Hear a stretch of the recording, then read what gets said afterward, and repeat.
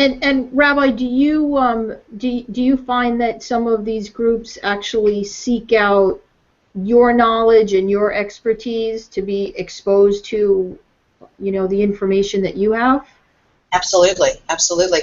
I am asked to speak at evangelical events more often than I am at any other event, including Jewish events, because being not only the only woman rabbi in Italy, but the only non-Orthodox rabbi in Italy, I have no relationship with my rabbinic colleagues, and for obvious reasons. But with the Christian community, the evangelical community, and the Catholic community, there are people that are hungry to understand the roots of their religion.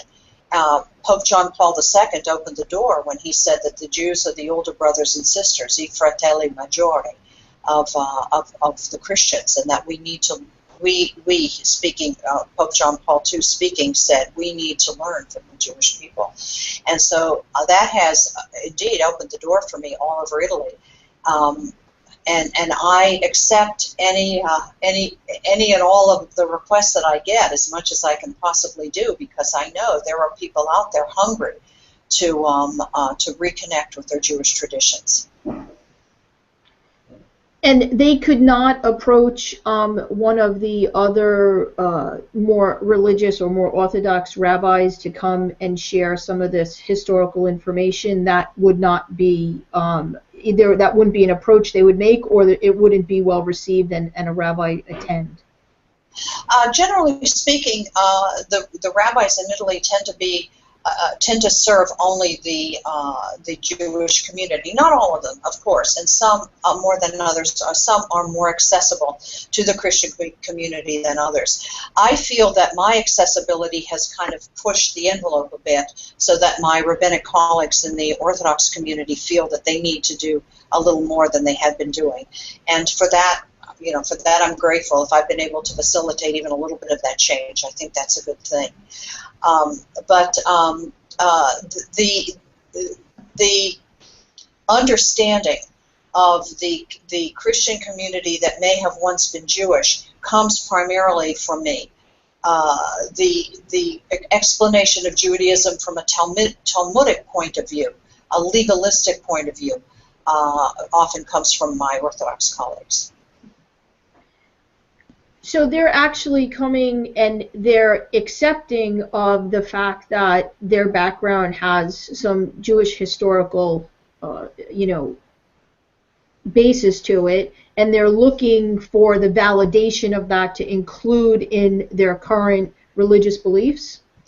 They're looking to understand their history, so they can understand their past, so they can forge understand their past, so they can forge a more spiritually guided future. And that doesn't necessarily mean that they're going to become Jewish, but it means that for many people who have Jewish roots, they want to understand why their family was so different.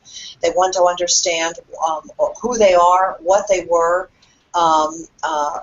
Many people that I meet, especially younger people of means, not the elderly here who would have a tough time traveling, but the younger educated people of means who go to Israel just feel an immediate connection to Israel. And just like I think you found that, Carl, with the choir members that came, there was such an affinity that it's almost indescribable. And that, I think, is very, very healthy. It's very healthy. It's also good sociologically for Europeans, especially Italians, being those among the European community, to feel an affinity for Israel and to feel supportive toward Israel. This is very important. Fabulous. It's an opportunity to say that a lot of this comes out in the film, The Secret Jews of Calabria, and people can get a peek into it and order the DVD on Rabbi Barbara's website. And this is it. We were so pleased to have them come to us. Maybe there's another group to bring over, Rabbi. We'll coordinate together. Well, I don't know if people have the wherewithal with the economic situation, but it would be fabulous to bring a whole group over. And and arrange some events for them and some meetings and so forth. I'd be happy to help. Well, and you have to film it, right? Right, Carl? Oh. And Ibex will film it. Absolutely, absolutely. We'll find a way to get it out to a wider audience.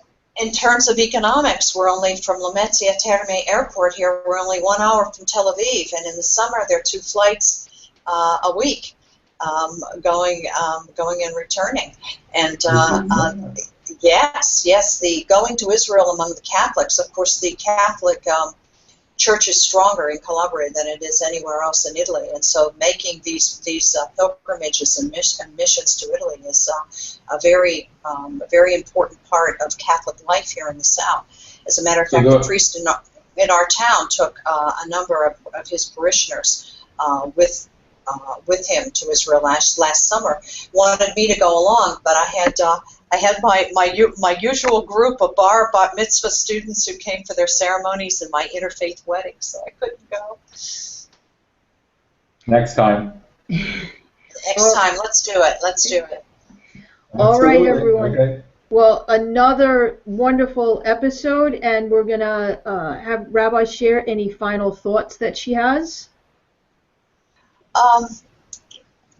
There are so many people who have strong ties to Judaism, whether it is strong family ties, strong ties in terms of interest, feeling spiritually connected to Israel, and being open and welcoming to all of these people is very, very important to all of us modern Jews. And Carl, any last thoughts you want to share with us? I think that we have to remember that it is not just a slogan to say that the Jewish people gave monotheism to the world, and the offspring were both Muslim and Christian religions that grew out of Judaism. And there's a rocky road of history, but you can't get away from it. That we gave some, as Jews, we gave something, and we take something back from all of this. It's kind of a process. So I'm very enthused, also with the evangelical story here. I'm very touched by it. All right. Well, thank you both for bringing us another wonderful episode of Secret Jews.